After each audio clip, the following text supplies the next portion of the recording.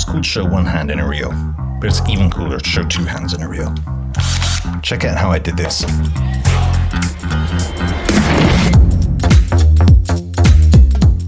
Alright, helmet arrived. Unfortunately, my plan of using the iFootage car rig to suction cup to this sucker, it just isn't going to work. The curvature of the helmet is too great for the suction cup. The suction cups are a little bit too shallow, and so I just can't get a hold of it, a seal on it, to be able to pump the air out of that so that it'll hold, which is a pain, but so be it. I also have some of these suction cups, but you know, they're just not, you know, you can't squeeze all the air out of them in the same way, so they're just not as reliable. Let's get drilling.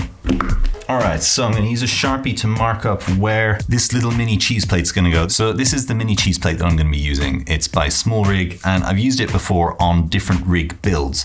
Now I had this one already, but I needed 2 more to create the 3 points, so I've ordered 2 more. Now you fix this onto a rig usually by adding 2 screws in there through those smooth holes instead of the ones that have threads in them, and then that fixes it down. Because of the curvature, it's not going to be a perfectly flat seal, but I think it should be fine. This is sturdy enough to hold stuff under tension. So I'm just going to go ahead and start marking. Actually, I think that cap could come off there. Alrighty, so now I'm just going to mark up with my Sharpie where my drill points are going to be.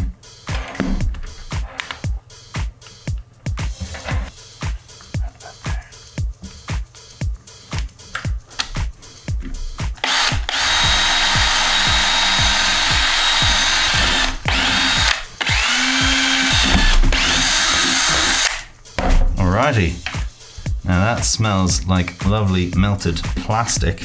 Right, so then the next step is gonna have to be to cut this so that I can get access behind that. I'm gonna need something a bit sharper.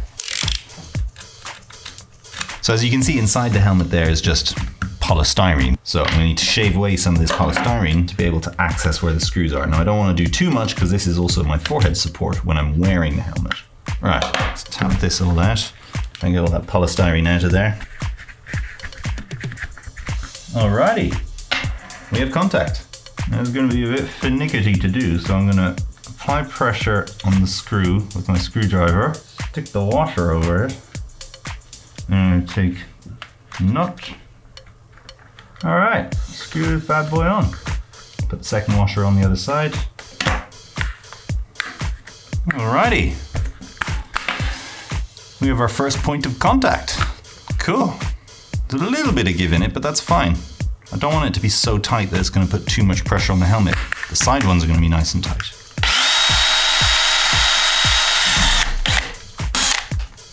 All right, so let's clean up all the mess now. Okay, so now let's secure the other 2 sides. Now I want the sides to be really, really secure. I don't want them loosening over time, so I bought some locking nuts instead of the regular nuts that came with. Locking nuts use a little rubber seal to kind of hook on to the screw of the bolt as you're threading it through, so it doesn't unloosen so it doesn't loosen itself. Here's what's gonna have to happen. I'm gonna need to try this on and see if I'm gonna need to shorten these screws or not. I don't want them poking into my face when I'm shooting. Oh no, can't feel a thing. Great. I was wondering if I'd have to use my hacksaw, but I won't, so cool. I'm just gonna hold this. Right, now that ain't going anywhere.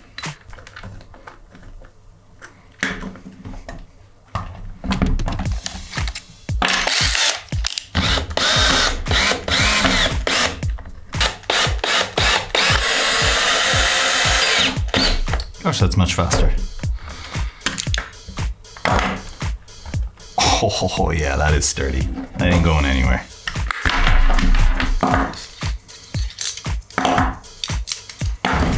So the beauty of this system is that it uses iFootage's spider crabs, which I've reviewed previously. They are my favorite bit of little grippy gear. They are just so cool. They're so versatile. They're so well built. And I love them. They are not the cheapest bit of kit, like in terms of what they actually are, like a friction arm, but the versatility that they bring as compared to just a standard friction arm, forget about it. Like, bulk order as many as you can afford. You will always find a use for them. All right.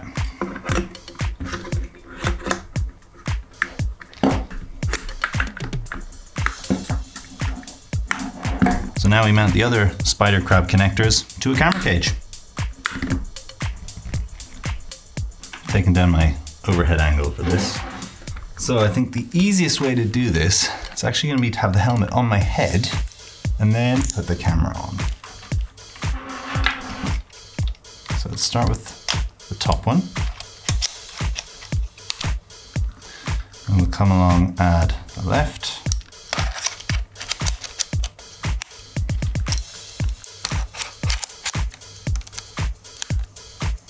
All right, now we fasten up. All right, so we're recording. I'm just gonna tighten this helmet a little bit more. As you can see now, I can do a bit of DIY stuff, like screwing in this thing here. And it works pretty well. It could probably do a little bit of counterweight at the back just to help support that front weight, because otherwise it is quite a lot of weight digging into my chin there. But otherwise, man, this is pretty cool. Look, I can do a bit of, bit of two-handed stuff here. Now, obviously, some of you might be thinking about using this for nefarious reasons, such as adult entertainment, and that would certainly work. But that is not the purpose of this helmet. So don't you go commenting that in the comment section, you fools. All right, love it. Time to start creating some two-handed Instagram reels.